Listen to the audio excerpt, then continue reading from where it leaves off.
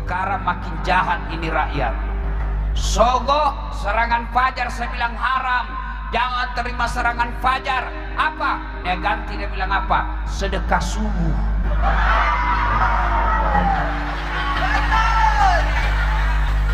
Betul, betul.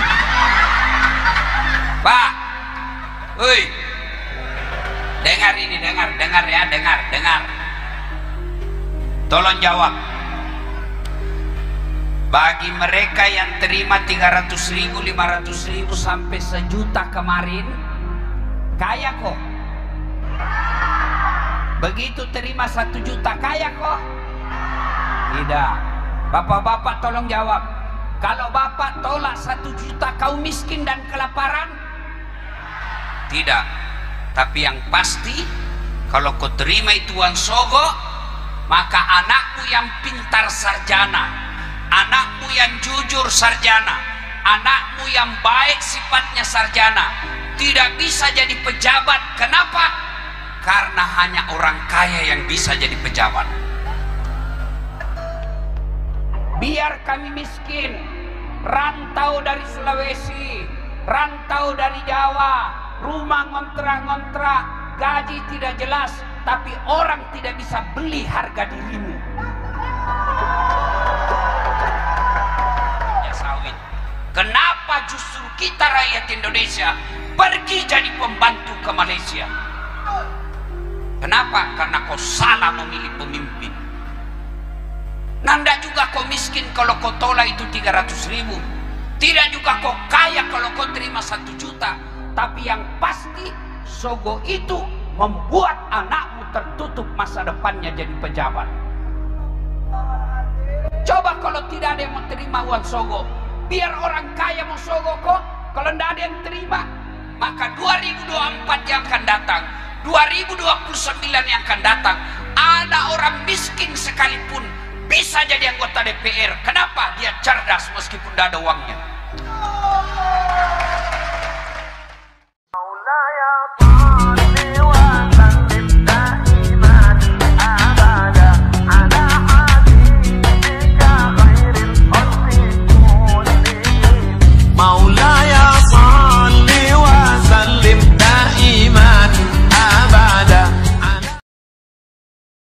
Wahai orang-orang yang beriman, masuklah engkau ke dalam Islam secara sempurna. Bukan Islam pencitraan, bukan Islam gimmick-gimmick, bukan Islam pilkada. Ini sebentar lagi kita pilkada.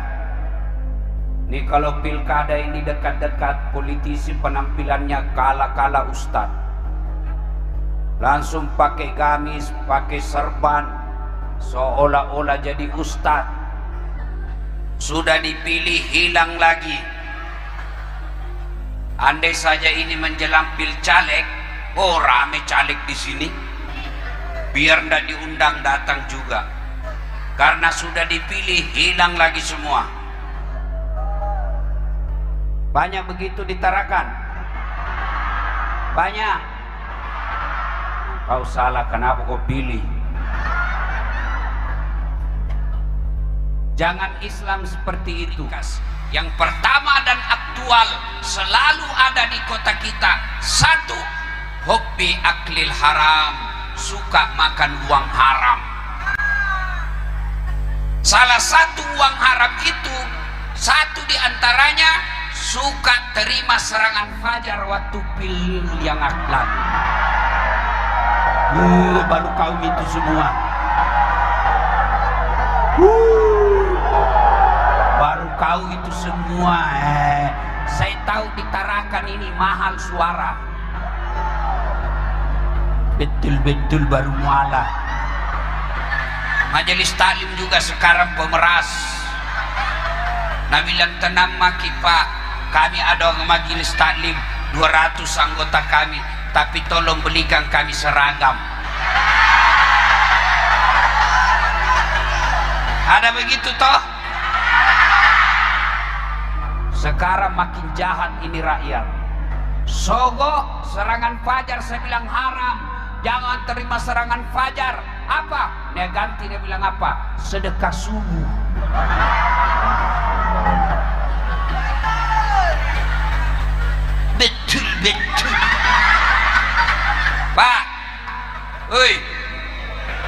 Dengar ini, dengar ya, dengar. Tolong jawab. Bagi mereka yang terima 300.000, 500.000 sampai 1 juta kemarin, kaya kok. Begitu terima 1 juta, kaya kok? Tidak. Bapak-bapak tolong jawab. Kalau bapak tolak 1 juta kaum miskin dan kelaparan? Tidak. Tapi yang pasti, kalau kau terima itu uang sogo, maka anakmu yang pintar sarjana, anakmu yang jujur sarjana, anakmu yang baik sifatnya sarjana, tidak bisa jadi pejabat. Kenapa? Karena hanya orang kaya yang bisa jadi pejabat. Liam aku ini diterakan, banyak udang, banyak ikan, tapi turun harga.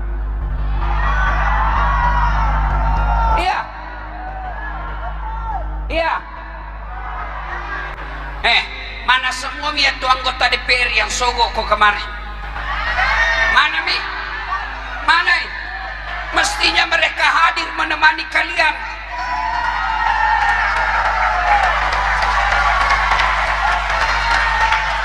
Tapi apa nak bilang? Untuk apa saya datang? Nah sudah mau ku bayar. Tidak kok. Mau kok.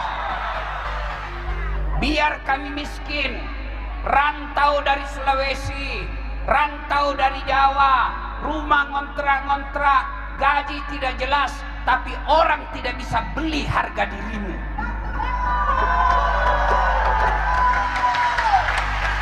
Bisa tolak serangan fajar, bisa tolak serangan fajar, bisa tolak serangan fajar. Ya Allah, dengarlah janji hambamu masyarakat Tarakan. Kalau dia terima serangan fajar bulan 11 nanti, buat hidupnya susah dunia akhirat.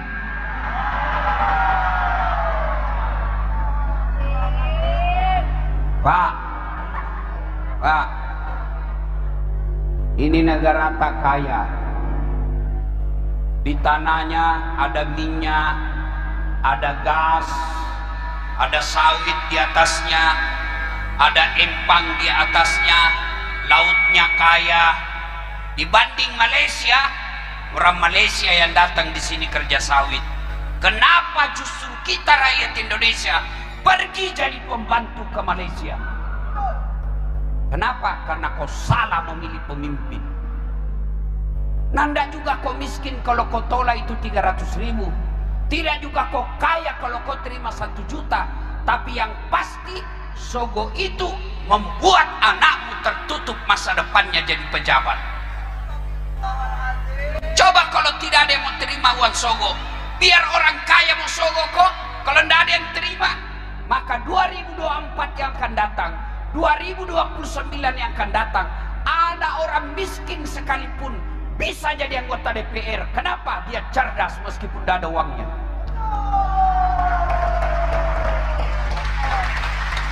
ASN yang kau sogok mau jadi pegawai. Ada pegawai honor, namanya PTT, pegawai tidak tetap. 10 tahun kemudian TTP, tetap tidak pegawai.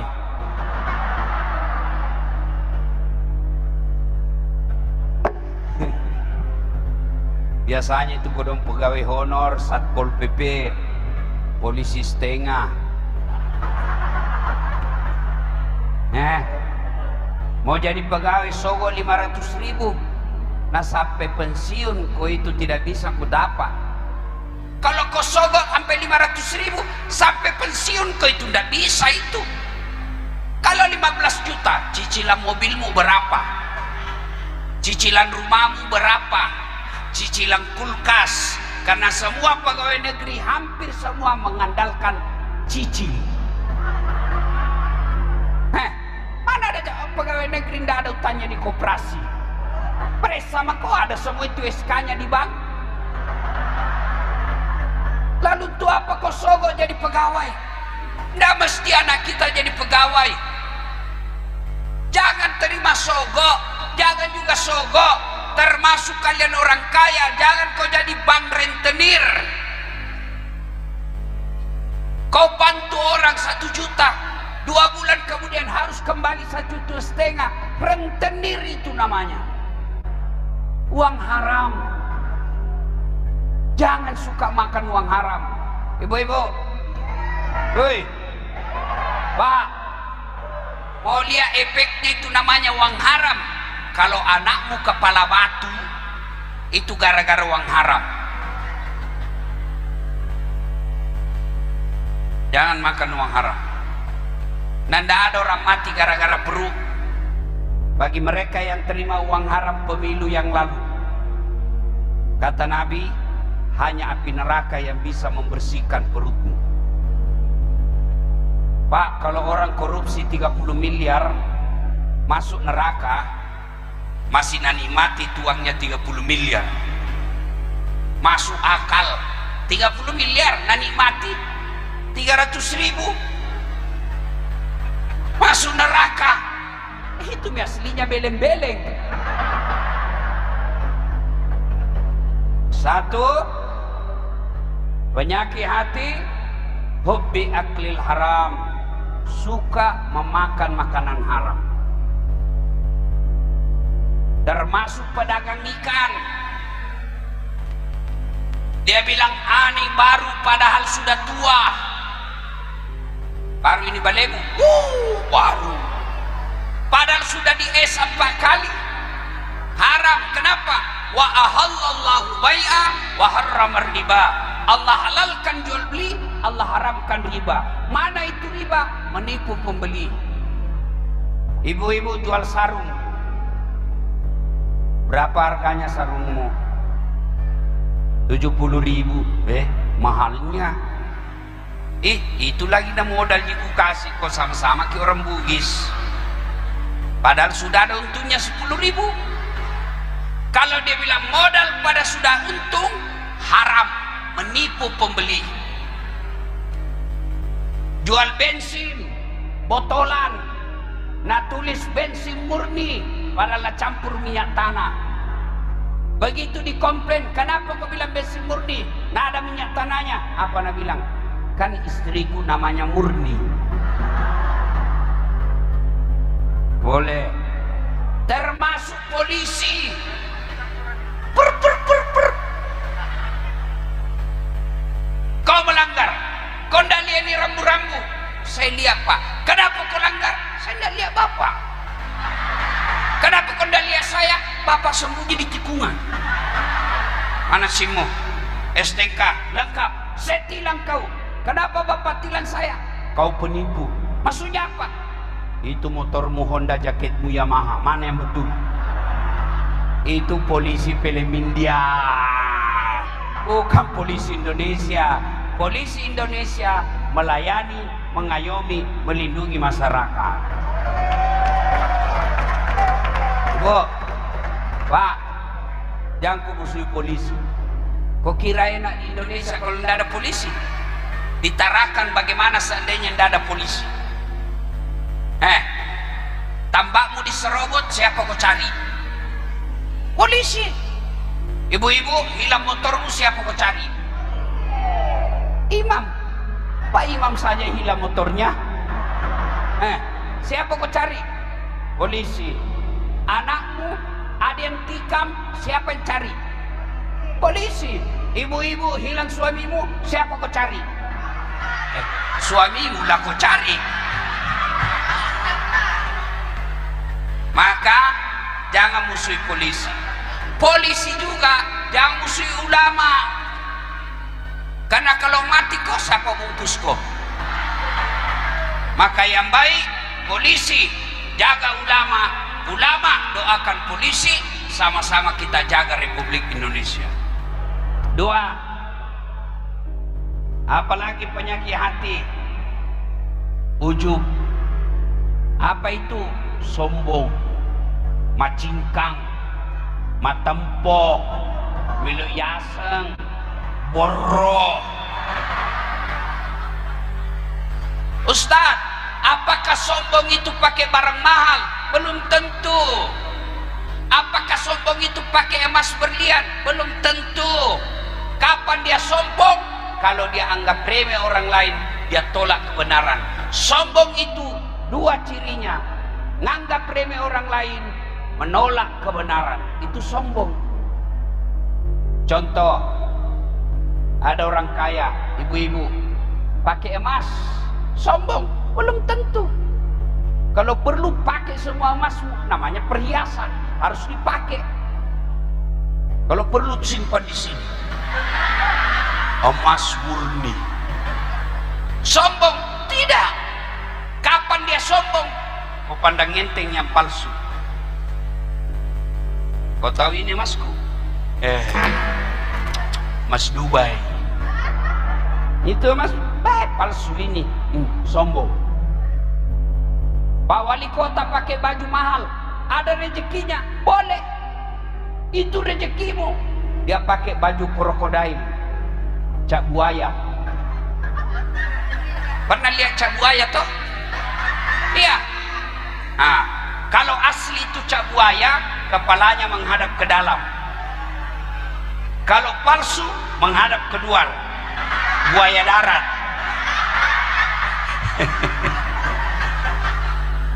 Saya tanya tadi Haji keluarga saya, katanya ditambah banyak buaya di sini ya. Dia bilang di sini buaya sudah bersahabat, banyak yang masuk ke darat. Pakai baju 2 juta, sombong? Belum tentu. Kapan sombong? Ada orang di sampingnya pakai honor. Bajuku ini 2 juta, di Malaysia kau beli. Bajumu kau? Cakar. Sombong. Sombong, kata Allah dalam hadits qudsi, ada 10 temannya setan. Berapa ibu? Berapa? 10 temannya setan di dunia. Satu di antaranya yaitu ghaniyun mutakabbir, orang kaya yang sombong. Kaya sombong, temannya setan. Apa yang menjawabkan orang biasa sombong? 1, bertambahnya jabatan. Wah, tadinya pegawai biasa, tiba-tiba jadi PJ wali kota. Mau sombong PJ wali kota? Ini cuma pemain pengganti. Tapi enak, tidak perlu beli partai, tidak perlu kampanye, tidak perlu keluar uang, langsung pakai lambang Garuda. Mau sombong? Gubernur mau sombong? Apa waktunya? 5 tahun. Beruntung tambah 5 tahun. Kalau tidak 5 tahun Ji. Beruntung paling lama 10 tahun. Sudah 10 tahun kau mau masih pakai lambang Garudamu, keluar kau ke pasar, nah bilang orang, kau don sakit ini Pak Gubernur. Iya toh. Asisten 1 mau sombong, ada batasnya. Apa batasnya? Pensiun. Apa itu? Jabatan jangan membuat kau sombong. Anggota DPR mau sombong, kau jadi anggota DPR karena rakyat pilih kau, itu pun kau bayar. Mau sombong? Kata Nabi, sebab pertama datangnya kesombongan, bertambahnya jabatan. Jangan sombong karena jabatan. Kenapa? Paling lama 10 tahun presiden kamu patantang patente mau atur segala-galanya, pasti bulan 10 selesai kok. Mau apa? Presiden saja tidak boleh sombong, apalagi kau pengangguran. 2, kata Nabi, penyebab datangnya sombong apa? Bertambahnya ilmu.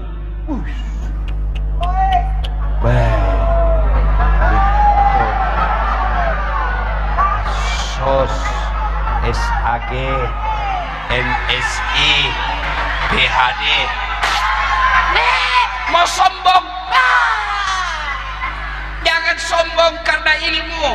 Allah katakan, wa ma utitum minal ilmi illa qalila. Saya tidak kasih kau ilmu dasar kecuali sangat sedikit. Mau sombong, banyak ilmu, nak kasih pikun kau Tuhan. Apa? Pikun? Ada profesor bu, wih, cerdas sekali. Begitu pensiun, mulai pikun-pikun. Mau pergi mengajar, karena ditambahi usia mengajarnya 5 tahun. Mau pergi mengajar, protes sama istrinya, Pak, biasanya kalau mau kopi mengajar, kau cium-cium jidatku. Ini hampir nih 1 minggu ndak pernah kau cium. Langsung dia bilang dalam hati suaminya, ih, berarti siapa ku cium selama ini?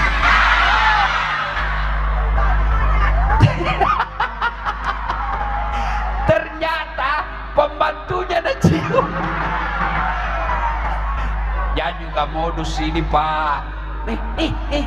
Kukira kau jangan kau baper soal pilkada. Bermusuh-musuh kau gara-gara pilkada. Jadi kau kepala dinas. Kalau kepala dinas saling membela, biasa, wajar, masih mau jadi kepala dinas.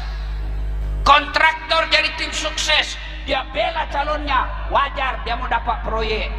Kalau kau bertetangga, apa mau dapat? Masih ingat 2019? Pemilu 2019. Masih ingat Ibu?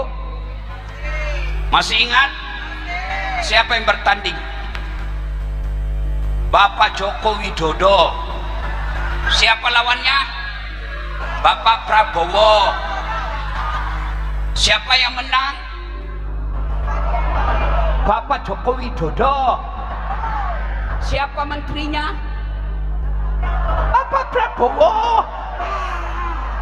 Waktu debat satu paket. Kamu bertetangga sampai sekarang masih baku musuh. Itu beleng-beleng. Cak mesti salah-salah. Ya roya sange politik biasa.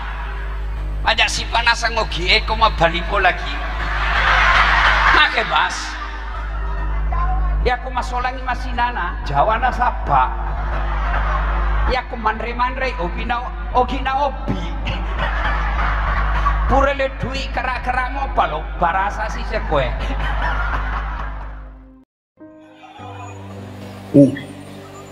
Tadi malam saya ceramah di Blora.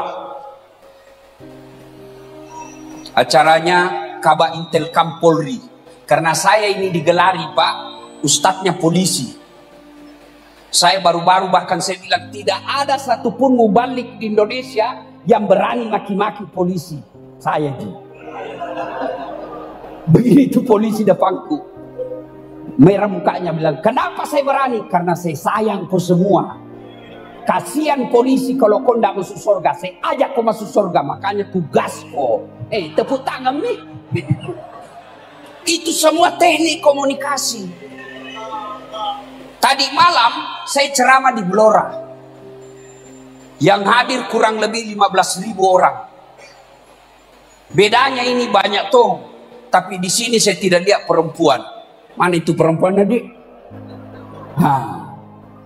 Saya berpikir tadi, apakah orang Wahda ini tidak bisa melihat perempuan karena tinggi nafsunya? Tidak mungkin toh. Tidak mungkin toh.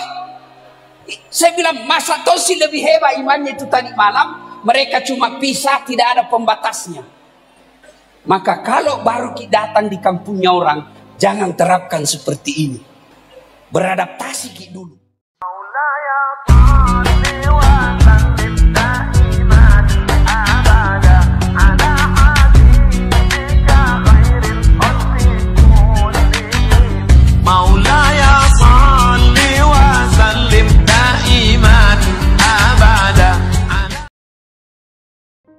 Saya tadi tidak enak rasanya saya bicara di depannya adik-adik saya tadi. Saya tidak paham apa yang dia bilang. Saya jujur Kak, karena kateng asing kan jago semua Pak. Sekali saya kalau wahda, tunduk mak, mendengar. Ciri-cirinya saya kalau ceramah karena ada janggo-janggo, aku bilang wahda kapan itu. Saya biasa waspada. Saya cuma dibisik sama Ustadz Fahru Rosi. Apa terjemahannya itu tadi? Karena ini semua bicara Arab, saya tidak tahu. Dia jelaskan. Lalu saya berkata dalam hati, apa betul saya ini bisa jadi ulama? Apa betul saya ini layak disebut mubalik? Karena kalau saya dengar tadi syarat-syaratnya, Masya Allah, saya tidak bisa masuk dalam situ. Tapi saya lagi dengar lagi tadi, berfatwa saja kalau kau betul-betul mencari kebaikan, kalau fatwamu benar masuk surga, fatwamu salah tetap kau dapat pahala karena niatmu membesarkan Allah. Langsung ku bilang ini misalnya bagianku. Adik-adik sekalian, baku bisik saya sama Ustadz Saitun Rasmi. Ini kalau jadi ulama luar biasa ini. Yang tadi ini bicara. Tinggal poles sedikit. Apa polesnya? Belajar komunikasi. Ini. La ilaha illallah. Bahasa Arabku saja bunda upah. Betul. Kenapa tadi tidak panjang bahasa Arabku? Saya takut salah-salah. Kalau orang-orang kepala talan di depanku, anggotanya di Pak dan Pamanto beraannya. Tapi ini anggota saya itu rasmi, bahaya. Jadi kuringkas saja cukup saya bilang, alhamdulillah, salawat dan salam kepada Rasulullah. Suatu ketika saya mendengarkan ceramahnya Ustadz Saitun Rasmin di Masjid Al-Markas Al-Islami. Pada saat saya melihat beliau dakwah, menetes air mata saya. Saya bertanya dalam hati, apakah saya layak disebut pendakwah? Karena di medsos saya ditulis Ustadz tidak sunnah. Kan ada di medsos Ustadz sunnah, saya cari namaku tidak ada. Ustadz tidak sunnah, saya cari namaku, nomor 13. Saya cemas. Siapa tahu saya ini betul-betul mendakwakan yang batil. Saya bertanya kepada Ustadz Saitun Rasmin. Beliau ceritakan saya. Begini ceritanya. Ketika pintu neraka sudah mau ditutup, yang artinya seluruh penduduk dalam neraka abadi sudah dalam neraka, tidak keluar nih. Lalu Allah perintahkan kepada malaikat penjaga surga, penjaga neraka. Malaikat, tunggu dulu. Tentu caranya Ustaz Saitun Rasmin tidak begini seperti saya. Lain tongi cara beliau. Tunggu dulu malaikat. Kenapa? Jangan dulu kau tutup. Masih ada hambaku di situ yang layak untuk masuk surga. Angkat dia. Malaikat katakan, tidak ada sangin pakai pelat talam mami ini di dalam. Tentu Ustaz Saitun tidak bilang begitu ya ke saya tonji ini caraku. Ya. Allah berfirman, saya lebih tahu dari kamu. Turun kau cari. Susah juga cari karena hangus-hangus ini orang toh. Sudah semua di patah pasak. Angus-angus. Datang. Cari. Mana ini? Cari. Mana? Nggak ada. Dapat. Ada satu hamba Allah, ada cahaya dalam dirinya kecil sekali. Lalu ditarik itu orang. Sini kok. Ini pasti ini. Sini kok. Apa kebaikan yang pernah kamu lakukan sehingga kau batal abadi dalam neraka? Mau kau diangkat masuk surga ini? Nah bilang ini orang, saya tidak tahu. Rasa-rasanya juga saya tidak tahu ini apa kebaikanku. Nabi bilang, ingat kau dulu, tidak mungkin apa kebaikan yang pernah kau lakukan. Dia pikir lagi, lanjut. Oke. Nabi bilang, gaspol toje koka. Dia bilang, tidak ada rasanya, tidak ada pernah kau lakukan kebaikan. Lalu malaikat, tidak mungkin apa kebaikan yang pernah kau lakukan. Oh, ku ingat nih. Apa gerangan? Saya pernah bersahabat dengan sahabatnya ulama. Nabi bilang malaikat, iya nah. Itu bisa banyak kau diangkat masuk surga sekarang. Kenapa? Kau pernah bersahabat dengan sahabatnya ulama. Allahu Akbar. Waktu beliau ceritakan saya langsung punya semangat. Bersahabat saja sahabatnya ulama diangkat masuk surga, apalagi kalau jadi ki ulama. Allahu Akbar. Saya tidak tahu bahasa Arab, benar Pak, tapi tidak berarti saya tidak bisa berdakwah kepada bahasa Arab. Kenapa? Sekarang bos ada yang disebut teknologi AI. Ada itu pernah kusebar di anuku, di Instagramku, saya pidato tentang ilmu dalam bahasa Indonesia, tapi bisa diterjemahkan bahasa Cina. Mulutku persis, ku bilang bisa aku bahasa Cina. Jadi bahasa Arab, don't worry. Yang penting kau tahu ilmunya. Mohon maaf, guru-guruku sekalian, saya bukan bermaksud sombong.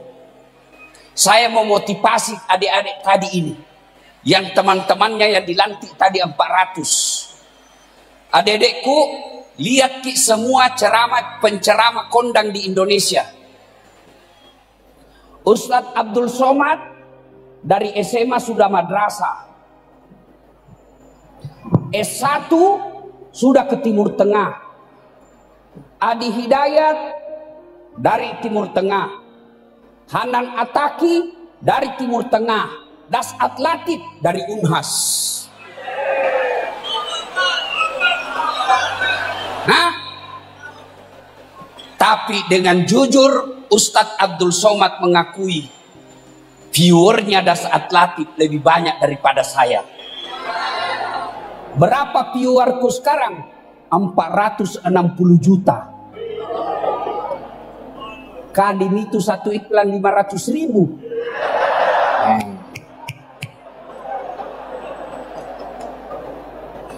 Allahu Akbar. Saya bayangkan bagaimana seandainya saya tadi ilmuku seperti ini. Bagaimana seandainya ilmu saya tadi seperti mereka ini, beliau-beliau. Atau beliau-beliau punya ilmu komunikasi seperti saya. Talang anaknya, pasti tenggelam saya. Kenapa? Lebih hebat ini. Maka saya berdiri di sini bukan saya mau gurui ki, tapi saya kasih ki motivasi untuk belajar teknik berpidato. Apa kelebihanku saya ini? Ilmu pas-pasan. Ada tanya kak, ku tanya dulu Ustadz Ikhwan. Ustadz, pusing gak ini, ada masalah lagi nih.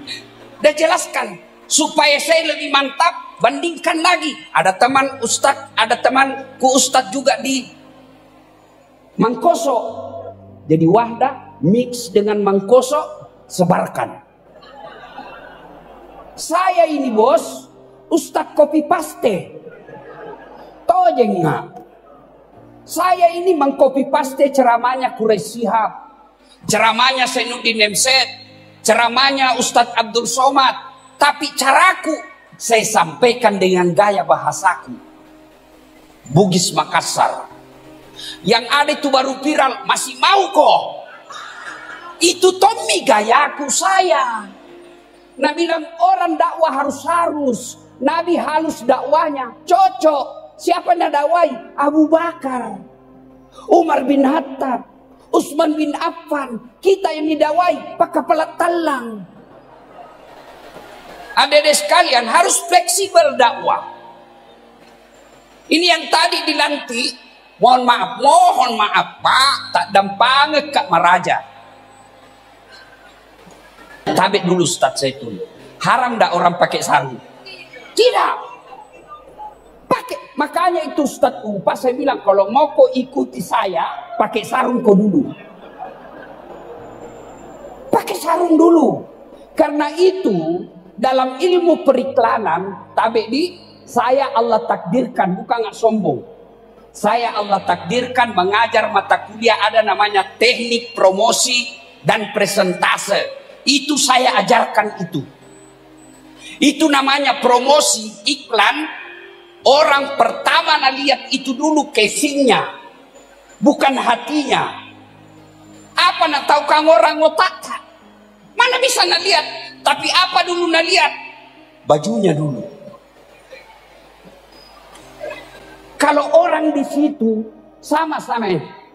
Saya pertama kenal Wahda Islamiyah waktu saya pergi Sulami Aceh. Di situ dulu saya berburuk sangka sama Wahda. Saya bilang ini semua tidak mau taksiyah. Ini semua yang tidak mau tahlil. Ini semua begitu di otakku.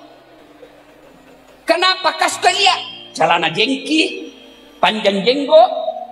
Pasti itu namanya stereotip dalam ilmu komunikasi. Sangka buruk kata agama, sakwa sangka bahasa Indonesia. Kalau orang sudah sakwa sangka sama kita, namo agamu podangi. Biar apa kau kasih tahu ndak nak dengar itu. Itulah bahasa hadisnya kaswatul qalbi, maka doati. Maka caranya adaptasi dulu. Kita lihat, oh di sana nak suka orang kalau pakai sarung, pakai sarung. Kan tidak haram je orang pakai sarung. Kalau tidak nak suka terlalu panjang jenggot, mohon maaf, cukur sedikit. Yang Tommy gundul cukur sedikit. Kan saya dibilangnya Ustadz sunnah, tidak sunnah, gara-gara apa? Kan saya tanya yang bilang ke Ustadz tidak sunnah. Kenapa kau bilang saya Ustadz tidak sunnah? Dia bilang, kau bicara sunnah, baru kau tidak pakai jenggot. Ini mau di apa kalau tidak mau tumbuh? Iya toh? Sudah. Akhirnya, Bapak lihat saya. Ini baju baru ini bos. Saya pakai seperti lambang Garuda. Kenapa? 17 Agustus. Supaya tidak namusuki pemerintah Pak. Itu pemerintah kalau Nabi lagi mau kau radikal, intoleran, pace. Tidak bisa maki dakwah. Maksud saya, tidak mengapa kita turunkan standar. Yang penting bisa kita tetap ceramah. Karena kalau dilarang maki ceramah, biar penuh otak tak, tidak bisa kita dakwah. Lalu kita bilang, yang penting kan saya baik. Kalau begitu, apa amal jariyata? Apa gunanya kita punya ilmu banyak, kalau kita tidak bisa manfaatkan? Karena Nabi katakan, hairun nas anfa'hum linnas. Kalau datang makinnya adik-adik tadi yang 400, masuk ke di kampung, pakai kisarung dulu. Pakai kisarung, pakai gamis khas Indonesia. Supaya apa? Orang datang tidak sakwa sangka. Coba kalau saya begitu datang tidak ada tolak Kak. Kenapa Nabi bilang das atlatif NKM itu len. Tadi malam saya ceramah di Blora. Acaranya Kabak Intel Kampolri. Karena saya ini digelari Pak, ustadznya polisi. Saya baru-baru bahkan saya bilang tidak ada satupun mubalik di Indonesia yang berani maki-maki polisi. Saya ji. Begitu polisi depanku, merah mukanya bilang, kenapa saya berani? Karena saya sayang kau semua. Kasihan polisi kalau kau tidak masuk surga, saya ajak kau masuk surga. Makanya tugas kau. Tepuk tangan nih. Itu semua teknik komunikasi. Tadi malam saya ceramah di Blora. Yang hadir kurang lebih 15.000 orang. Bedanya ini banyak tuh, tapi di sini saya tidak lihat perempuan. Mana itu perempuan adik? Saya berpikir tadi, apakah orang Wahda ini tidak bisa melihat perempuan karena tinggi nafsunya? Tidak mungkin toh. Tidak mungkin toh. Saya bilang masa Tosi lebih hebat imannya itu tadi malam. Mereka cuma pisah, tidak ada pembatasnya. Maka kalau baru kita datang di kampungnya orang, jangan terapkan seperti ini. Beradaptasi ki dulu. Nanti kalau dia sudah dengar nih, saya teknikku ceramah, yang penting dulu nah senang orang. Kalau bangun ke ceramah, kalau 1 jam ke ceramah, 40 menit kasih ketawa-ketawa supaya senangi. Kalau dia sudah senang dengan dakwah, maka datang ki lagi, dia datang lagi. Tapi begitu kau baru datang sangi neraka terus kau cerita bid'ah, masuk neraka. Nah bilang anak muda ya dede, jangan kau pergi situ deh sangi neraka mami dicerita habis ki. Itu disebut beradaptasi. Saya mengajar mata kuliah komunikasi. Dakwah itu komunikasi. Komunikasi itu proses. Apa yang ingin dia rubah kalau orang berkomunikasi? Saya bicara begini Pak, Bapak dakwah. 3 yang ada mau perubahan. 1, perubahan kognitif namanya. Dari tidak tahu menjadi tahu. Mau cari-cari ciri-cirinya, lihat orang yang baru tahu. Kalau adik-adik ceramah, ada orang begini. Baru nak tahu itu. Kalau Nabi bilang, baru nak tahu. Berarti, alhamdulillah, tahap pertama sukses dakwamu. Nah tahu nih. 2, sikap. Sikap itu cuma 2. Setuju, tidak setuju. Cerita rokok haram. Baru. Nah tahu nih. Yang kedua, sikapnya. Ada kepala batu, ada terima. Yang kepala batu, sikapnya tidak setuju. Yang terima dakwah, dia akan lakukan. Ibu-ibu, halo ibu, kita dengar ya ibu? Nggak tahu anda dengar. Ibu-ibu yang ada emasnya sekarang, ada cincinnya. Ibu-ibu kira-kira kalau meninggal siapa pakai emas ibu? Anak, bukan, istri kedua. Kawin lagi suamimu. Nah dengarlah ini mamanya cara aku Pak. Istriku, nah bilang Ustaz, saya dengar itu kalau istri meninggal suami kawin lagi. Jadi kalau saya duluan meninggal Ustaz kawin lagi. Saya bilang sini ki sayang. Ku peluk-pelui, baru ku bilang dengar ki baik-baik sayang nah. Jangankan kita meninggal, masih hidup ki saja. Nah saya selalu berpikir kawin lagi. Apalagi kalau mati maki. Masya Allah. Ustadz saya itu ini baru-baru mama DC. Ini kisah nyata ini. Kira-kira 5 malam yang lalu. Mimpi dia lihat saya kawin lagi. Mimpi. Bangun curhat tengah malam. Sholat tahajud. Tapi di dekatku duduk. Saya lagi tidur. Doanya dia ngomel-ngomel kawin lagi. Saya dengar bangun. Apakah kecerita ini doamu? Kuat kami. Saya lihat mimpi kawin lagi. Saya bilang la haula wala quwata illa billah. Biar kau mimpimu, kau mau intervensi saja saya. Jadi jangan maki harap Pak, jangan maki harap. Susah itu kawin lagi, susah. Perlu ilmu khusus. Sambung dulu ibu-ibu. Bu, kalau meninggal siapa pakai warisan tak? Bukan anak, istri kedua. Nah cabut itu cincin tak. Nah cabut gelang tak, baru dia bilang, ibu, ini dulu emas Dubai kulikan ki waktu umroh. Nah cabut juga kita punya kalung. Bahkan gigi palsu tak pun nah cabut. 3 bulan kemudian ketemu janda. Langsung Nabi bilang, nah buka sabu itu tadi cincin mantan istrinya, nah bungkus, baru dia bilang, dek, ini dek, mantan istriku mati nih. Enggak, Nabi bilang wafat, mati nih. Mati nih, ambil maki ini semua dek, hadiah.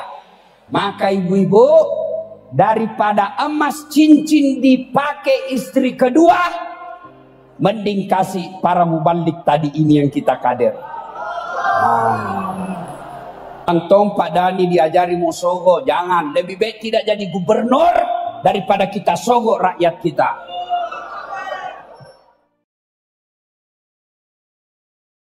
Satu di antara empat itu adalah mereka, satu, mereka yang tidak menghargai jeripaya suaminya. Dua, membebankan suaminya melebihi kemampuan suaminya. Makanya kalau gajinya suamimu 5 juta, hidup kok gayamu hidup 4 juta. Supaya masih ada lebihnya 1 juta kau pakai. Ini gajinya suaminya 5 juta, gaya hidupnya 7 juta. Akhirnya ngutang. Ngutang online. Dari 1 juta menjadi 10 juta. Menjadi 15 juta. Akhirnya apa? Kau menderita tidak bisa tenang. Kalian berutang bukan karena tidak ada rezekimu dari Allah. Kalian banyak utang bukan karena suamimu yang malas kerja, tapi seleramu yang selera tinggi.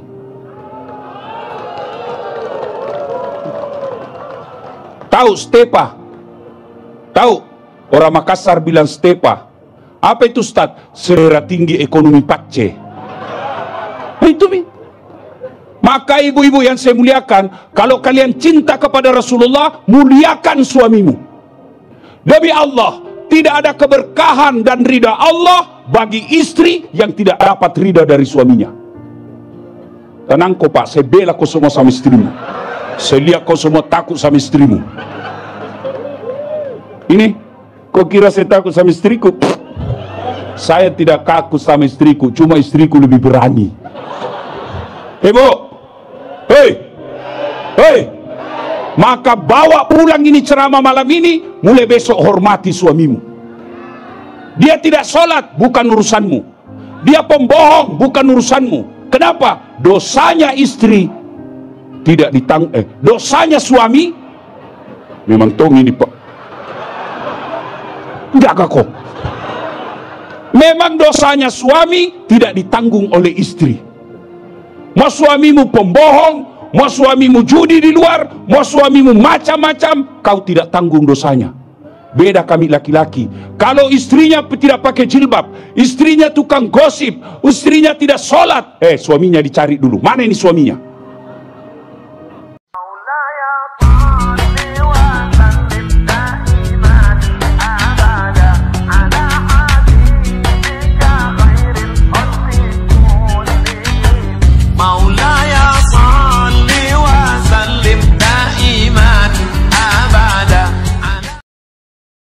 Ya, ibu bapak saudara-saudara sekalian, maka untuk mengetahui sisi kehidupan Nabi, kita adakan maulid. Maulid dari Sabang sampai Merauke, sampai baru-baru saya ke Malaysia, Kuala Lumpur, itu sama temanya. Dengan hikmah maulid kita mencontoh Nabi. Dengan hikmah maulid kita meneladani Nabi. Bagaimana kau teladani Nabi kalau kau tidak tahu sejarahnya? Bagaimana kau contoh Nabi kencing kalau kau tidak tahu bagaimana Nabi kencing? Bagaimana kau mau contoh Nabi tidur kalau kau tidak tahu bagaimana Nabi tidur? Maka inilah hikmahnya kita datang peringatan maulid. Untuk apa? Dengar kisah Nabi. Mudah-mudahan kisah itu kita bisa teladani dalam kehidupan sehari-hari. Saya tanya, ibu-ibu kau datang sini untuk apa? Telur. La haula wala quwata illa billah. Ndak nak puas kutu telur. Siang malam telur aja nak pikir otaknya. Ini ndak cukup dibagi-bagi ini. Mau lihat dasar latif. Apa kelebihannya ini Ustaz? Pendek, jelek, hitam. Maka kita datang maulid untuk apa? Wujud kecintaan kepada Rasulullah Muhammad SAW. Saya sangat yakin langkah-langkah kaki ibu meninggalkan rumah, naik motor, naik mobil, jalan kaki, kempes ban mobilmu, itu nanti akan menjadi saksi betapa kalian mencintai Rasulullah Muhammad sallallahu alaihi wasallam. Ada tong kuliah pergi maulid baku bonceng ceweknya. Ini nak bilang pacaran syar'i. Ha! Mana ada pacaran syar'i cilaka? Nggak ada itu. Woi, yang boncengan sama cowoknya hari ini, jangan kau pulang sama cowokmu. Nanti nak kasih tikung kau ke jalan lain. Ya, ya baru kau begitu anak muda. Ya, maka kita datang sebagai wujud kecintaan kepada Rasulullah. Mudah-mudahan kita bisa mencontoh Rasulullah Muhammad sallallahu alaihi wasallam. Ibu bapak saudara-saudara sekalian, pada usia Nabi, usianya 6 tahun wafat ibunya, diambil oleh pamannya. Baru kasihan 2 tahun bersama pamannya, kakeknya Abdul Muthalib, diambil oleh paman, meninggal lagi kakeknya. Kemudian usia 12 tahun Nabi pergi berdagang dari Mekah ke Syam. Apakah Nabi berdagang pakai pesawat? Tidak. Nabi berdagang pakai onta di tengah padang pasir. Sampai di Syam dilihat oleh pendeta namanya Bukhairah. Lalu pendeta Bukhairah ini melihat ciri-ciri kenabian. Apa itu? Nabi ke kanan, awan ke kanan melindunginya. Nabi ke kiri, awan ke kiri lagi melindunginya. Mukjizat Nabi menurut Alkitab Injil dilindungi oleh matahari, dilindungi oleh awan. Oh, ini pendeta bilang, wah ini tanda-tanda Nabi akhir zaman ini. Dia lihat lagi, dia panggil teman bisnisnya, pamannya Nabi. Siapa namanya kemanakanmu itu? Muhammad. Ah, sama ini. Ciri pertama dinaungi oleh awan, ciri kedua namanya Ahmad. Ah, ini sudah ciri-ciri yang kedua. Yang ketiga makin penasaran. Dia bilang, mari sini kemanakanmu. Apa itu? Saya mau lihat belakangnya. Ada enggak tanda-tanda di belakangnya? Karena menurut kitab mereka ada tanda kenabian, di belakangnya ada tanda-tanda hitam. Orang Bugis bilang baba. Tahu baba toh? Tahu? Apa bahasa Indonesianya itu baba? Hah? Tanda lahir. Bengkok telingamu juga tanda lahir. Apa? Tompel itu di pipi. Apa bahasa Indonesia baba? Tidak ada. Yang penting bahasa Indonesia baba ya baba. Hitam. Lalu dilihatnya, dilindungi oleh awan, namanya Ahmad, ada hitam di belakangnya. Maka pendeta Bukhairah berkata, Abu Thalib, kasih pulang cepat ini kemanakanmu. Ini dicari orang Yahudi. Kalau didapat orang Yahudi dia bunuh. Baliklah Nabi. Kemudian usia 25 tahun beliau kerja bekerja dengan seorang bangsawan Mekah, orang kaya di Mekah, perempuan sudah 2 kali janda.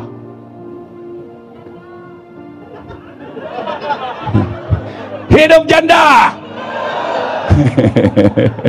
Keras juga itu ibu itu. Khadijah memperkenalkan Nabi.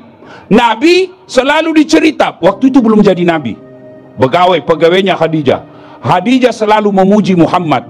Khadijah berkata, baiknya nih pegawaiku, ya, jujur, disiplin, berlalu untung, dan tidak pernah bohong. Wajahnya juga menarik. Nah, selalu diceritakan kepada asistennya. Siapa nama asistennya? Nafisah. Nafisah lalu mengambil kesimpulan, oh ini bunda nak suka Muhammad.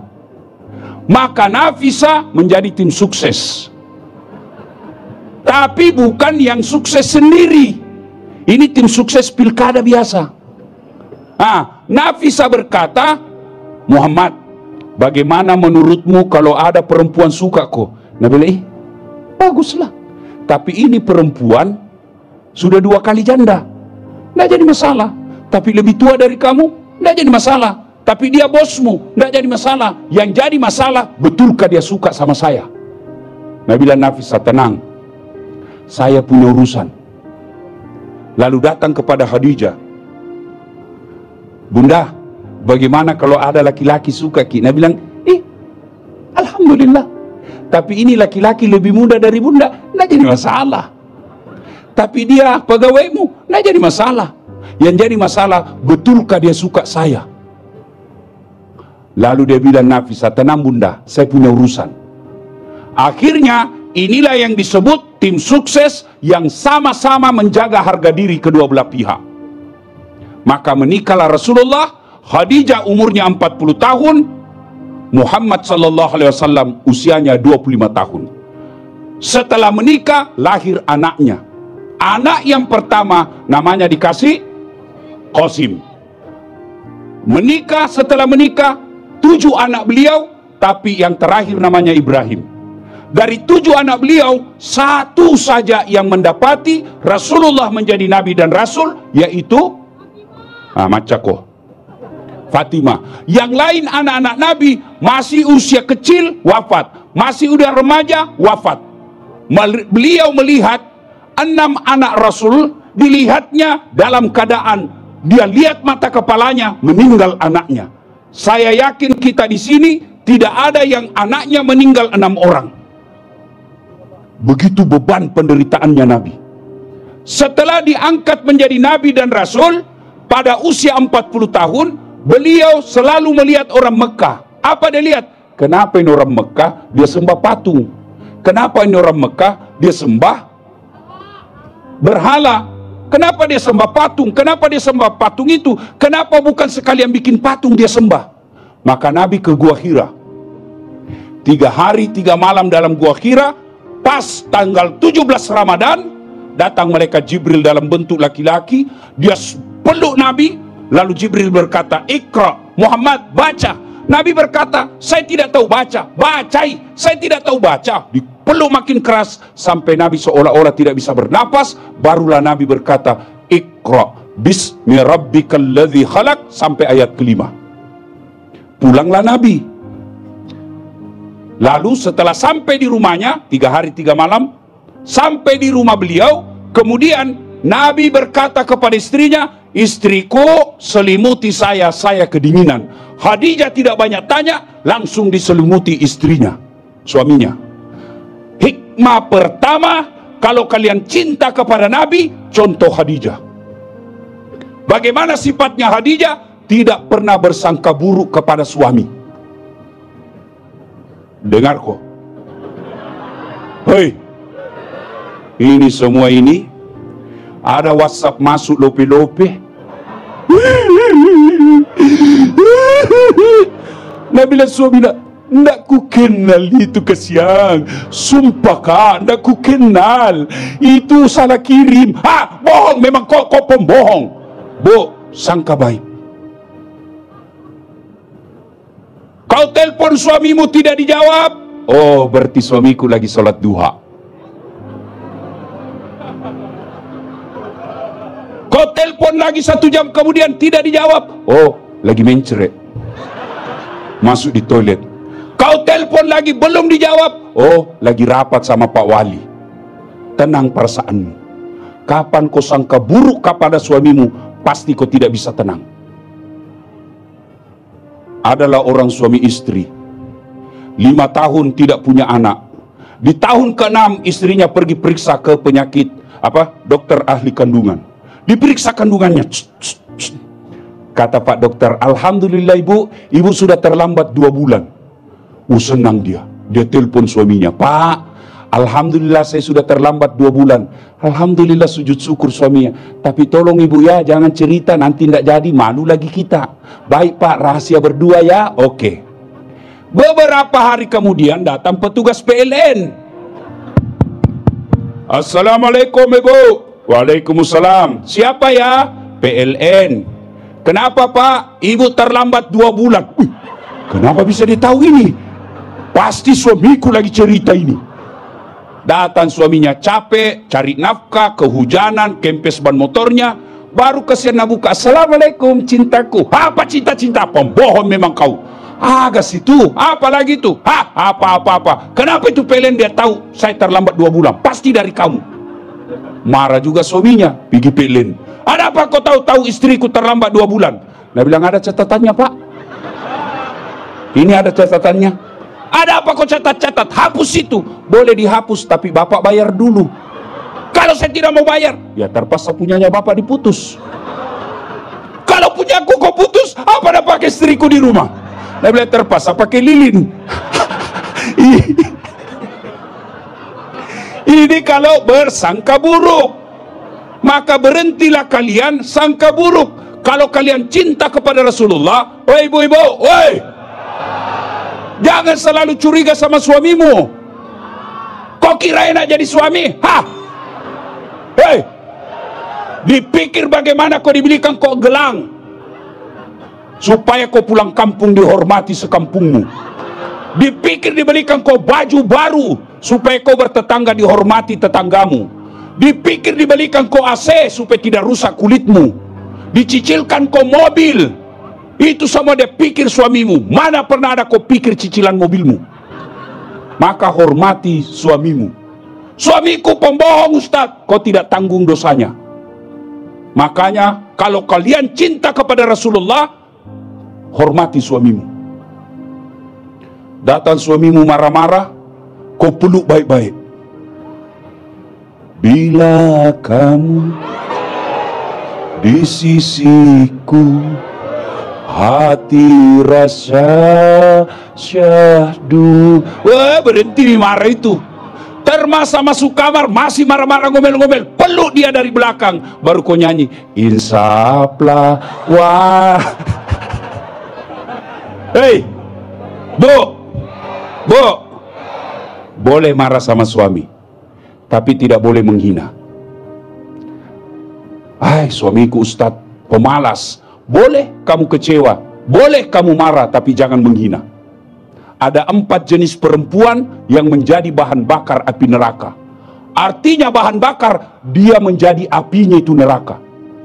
Satu di antara 4 itu adalah mereka, satu, mereka yang tidak menghargai jeripaya suaminya. 2, membebankan suaminya melebihi kemampuan suaminya. Makanya kalau gajinya suamimu 5 juta, hidup kok gayamu hidup 4 juta, supaya masih ada lebihnya 1 juta kau pakai. Ini gajinya suaminya 5 juta, gaya hidupnya 7 juta. Akhirnya ngutang online, dari 1 juta menjadi 10 juta, menjadi 15 juta. Akhirnya apa? Kau menderita, tidak bisa tenang. Kalian berutang bukan karena tidak ada rezekimu dari Allah. Kalian banyak utang bukan karena suamimu yang malas kerja, tapi seleramu yang selera tinggi.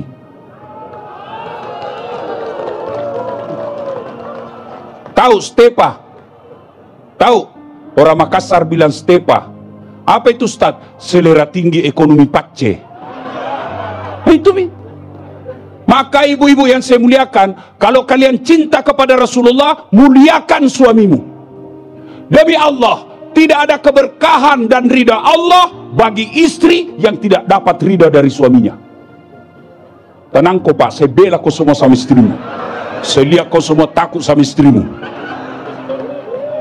Ini, kau kira saya takut sama istriku? Saya tidak takut sama istriku, cuma istriku lebih berani. Ibu, hei, maka bawa pulang ini ceramah malam ini, mulai besok hormati suamimu. Dia tidak sholat, bukan urusanmu. Dia pembohong, bukan urusanmu. Kenapa? Dosanya istri tidak dosanya suami memang tong ini Pak. Jaga kok. Memang dosanya suami tidak ditanggung oleh istri. Mau suamimu pembohong, mau suamimu judi di luar, mau suamimu macam-macam, kau tidak tanggung dosanya. Beda kami laki-laki. Kalau istrinya tidak pakai jilbab, istrinya tukang gosip, istrinya tidak sholat, suaminya dicari dulu. Mana ini suaminya? Maka jangan kesukaan. Hei, maka jadilah istri yang soleha. Wow, istriku saya bu, kalau mau kak keluar pergi ceramah atau mau kak pergi mengajar di kampus, nak ikuti kak dari belakang, nak bawa kak ngak tasku. Begitu saya mau naik mobil, pernah cium kak dulu ibu, baru ciumnya. Dua mataku dua-dua na cium. Baru na cium tong ini terakhir aja dia. Hei, pada di kau cium suamimu? Hah? Maka mulai besok kalau kalian cinta kepada Rasulullah, suamimu mau keluar, cium dulu.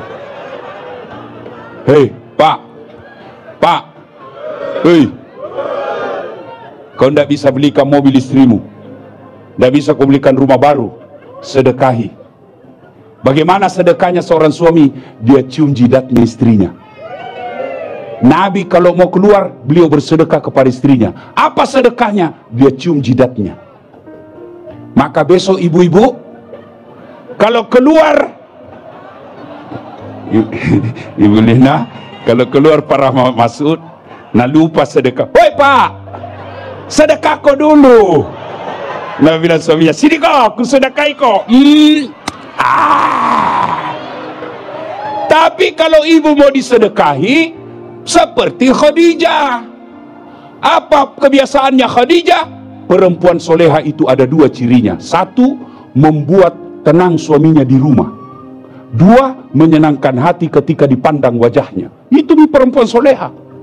Satu, bikin tenang hati suami. Kalau kau yakin suamimu betah di rumah, malas keluar, dia lebih nyaman di rumah, itulah istri ciri-ciri penghuni sorga. Ya, hei, kalau suamimu tidak betah di rumah, maka tanda-tanda kau susah masuk sorga. Kada tong itu perempuan la ilaha illallah, menenak bawa jama-jamanna.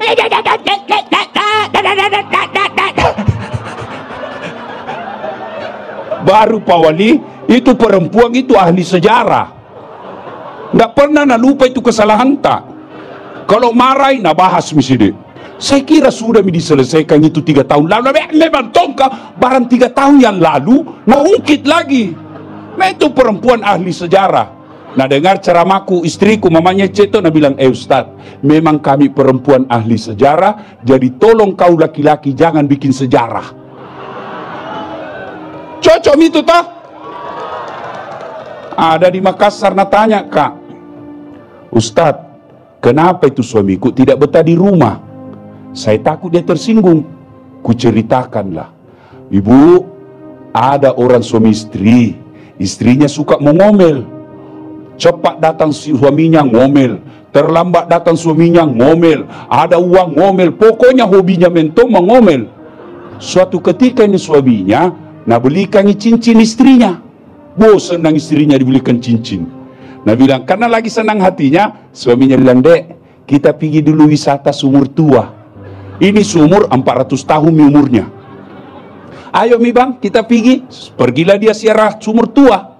Sampai di sumur itu, nah bilang suaminya, lihat saya kide ada airnya itu sumur ketua mi 400 tahun mi. Nah pergi na lihat. Ada bang, tapi dangkal. Jadi airnya paling sampai lutut. Dalam hati suaminya, aman ji berarti ini. Begitu dekat istrinya mau pinggir sumur, nah dorong istrinya masuk, dup, pak jatuh.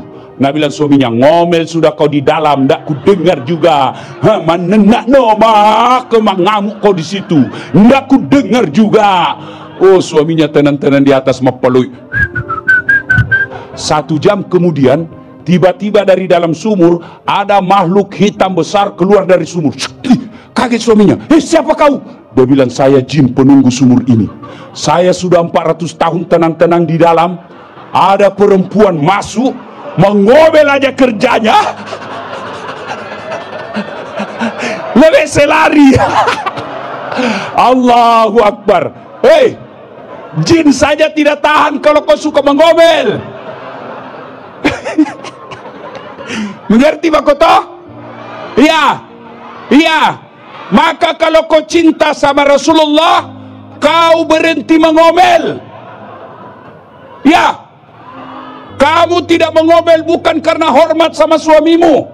Kamu berhenti mengomel bukan karena kamu sayang sama suamimu, tapi kau cari ridha Allah. Ibu-ibu, pintu surgamu ada sama suamimu. Oh, mama nyece itu di rumah, Bu. Masya Allah. Kalau sudah mana cium, biasa malu kak sama sopirku. Balik sopir, aku balik. Sudah itu, Bu, usap dadaku. Baru apa dia bilang? Ustadz, ridhoi saya.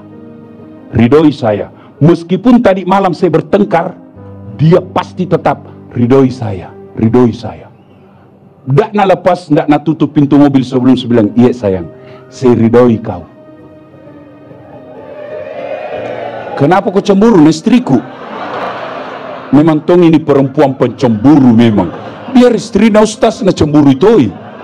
Hah? Bo, oleh-oleh maulid jadi istri yang soleha. Ini suamimu kesian, mudah rezekinya kalau kau kasih tenang hatinya.